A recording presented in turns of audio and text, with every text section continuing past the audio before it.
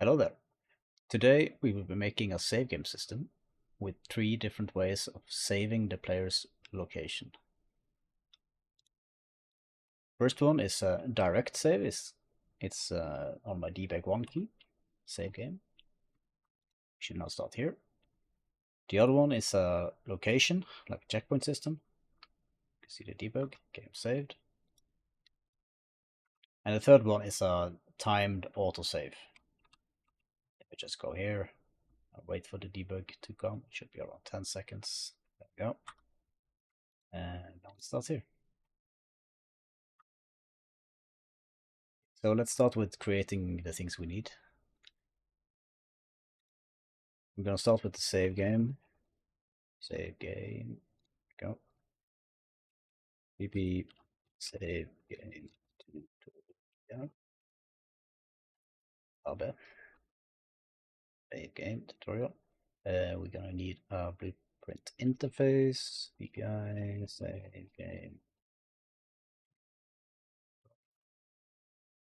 And if you don't have a game instance for it, we also need a game instance. Might have one already, but one here. Game instance.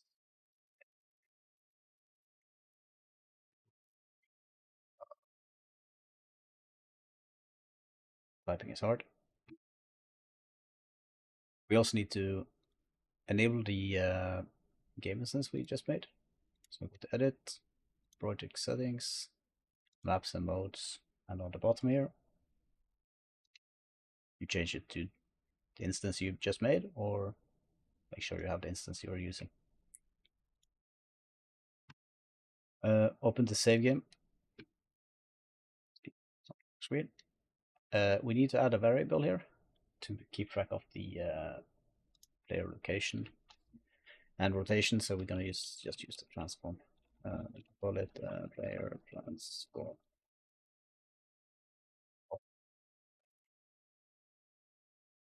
The next thing we need to do is to make some interface functions. We need to get save game data. This needs an output.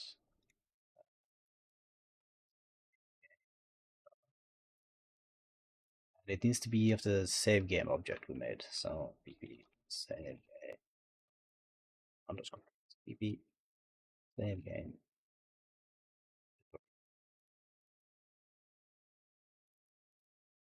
The next we need is load game data. Load game. This doesn't need any inputs or outputs. We need a save game.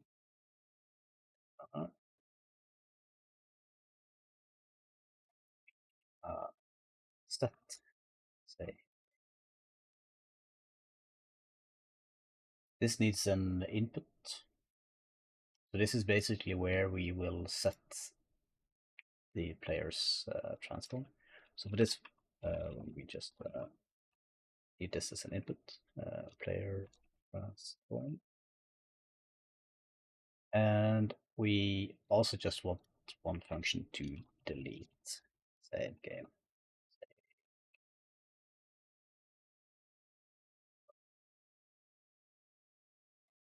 Need to fix this typo. Okay.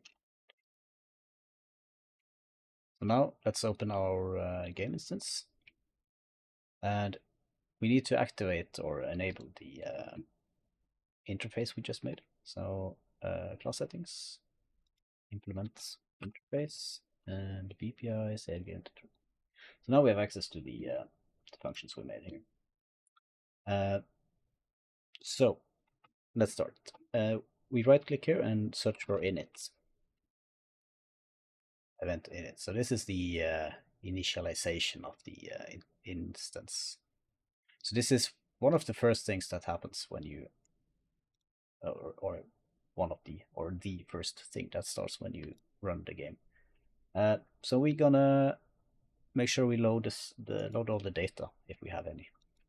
So double click the load game data and just drag off init, and we we'll type load game data call function. And under load game data, we will check if does save game exist. So let's promote this to a variable. We can call this slot name. It's okay, but we need to compile and actually give it a name, like and sub. That will be the save game name. We will branch the value here. Branch. So if a save game exists, we want to load it. Load game slots. The slot is the slot name we created. And from the return value, we need to cast it to the save game object we made. So vp save game tutorial. And this one we want to promote to a variable. Save game tutorial. The next part we want to have is save game data. Here we just want to save game to spot. The save game object is the variable we made, and the slot name is the slot name variable we made. And we also want just a string here, just something that tells us on the screen that it has been saved. Game saved. Next one, we will set save game data. So here is the one with the where we get the player transform. So first we check does save game exist, and we put in our slot name, and we branch after that. Branch out of that. So let's do the false first. So if it's false, we then can create save game. Create save game object, and it needs to be the vp save game tutorial, and here we will set it to the variable where we already have. So just to make sure that we actually have a save game, if we don't. So from this one here, we have access to whatever we make here, which is just a player transform for now. So here we can set player transform. So when we do this here, we will set whatever we input into the interface would then be added to this. So then it will set this variable to be the player transform. And after that, we want to call the save game data we just made. Called save game data, which is this one. So how this will work now, we will message this from the player, and it will check does it exist. It will set the variable. Oh, we also need to do this. We will set the variable, and then we will save it. And then when we restart it, it will load it. Or delete save game data, double click it, and we will drag off it and say delete save game in slot. Let's put in the slot name, and we can also have a print string saying save game deleted.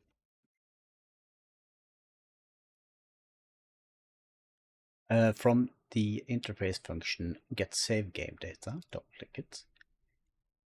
Here we just pass along the save game variable from the game instance into the interface.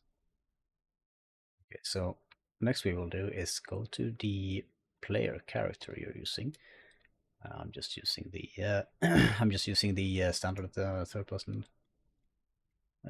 character here. We want to I want to implement two keys just to have manually saving and manually deleting the save game. So I'm just going to use the debug key 1, and we want the debug key 2. Just have some simple buttons to work with. We right click and get game instance. And from the instance, we will message the interfaces we made. Message save game data. This is the, the one I made earlier. So let's use here, let's see, set save game data. And here we will forward the player's transform. So just drag off it and set get actor transform. And from the debug key 2, we want to message delete save game. To be able to use the player transform from the save game, we want to get it when we start playing. So let's start with the begin play. We need to get the game instance and get save game data. And from the save game data, we first want to check if we actually have a valid save game variable. So if we don't have it, we don't have a save game, basically. From this, we can get the player transform variable, and we will basically just set actor transform, and the new transform is what we have saved. So this will only happen if we actually have a valid save game. So let's test it out and see if it works so far. Press play, we start in the middle here, and if we run to like here-ish, press debug 1, it says game saved. Close, and we open again. Yeah, so we start here. And if I now press 2, save game deleted, and I close, and I start again, we start in the middle. Okay, so now we have manual control of when we are saving and deleting the save. But maybe we want something else. Maybe we want like a checkpoint system, right?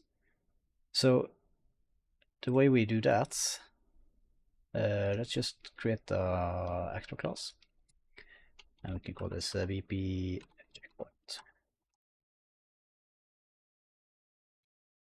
In this, we can add a collision of your choice.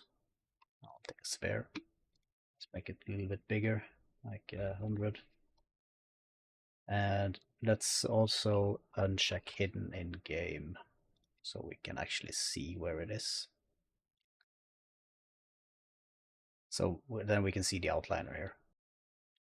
So if you go back to the event graph, select sphere, go all the way down to the bottom here, and we press on begin overlap.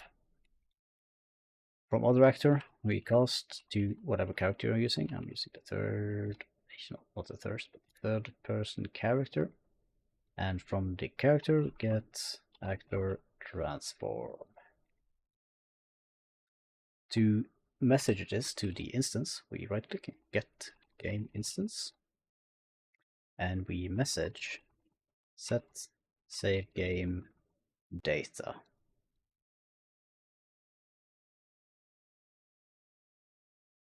And we compile and we save. So when we now walk through this one here, it should say game saved. And when I restart, I'm starting here.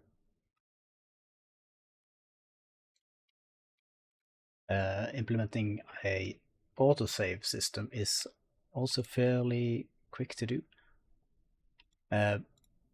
I wouldn't do it in the character if you have a lot of things. Maybe you have a game manager, maybe use the game instance instead. But just for a quick show here, we can do it here. So make a autosave function, autosave, And all we want to do here is get game instance. And we want a message set Savegame data.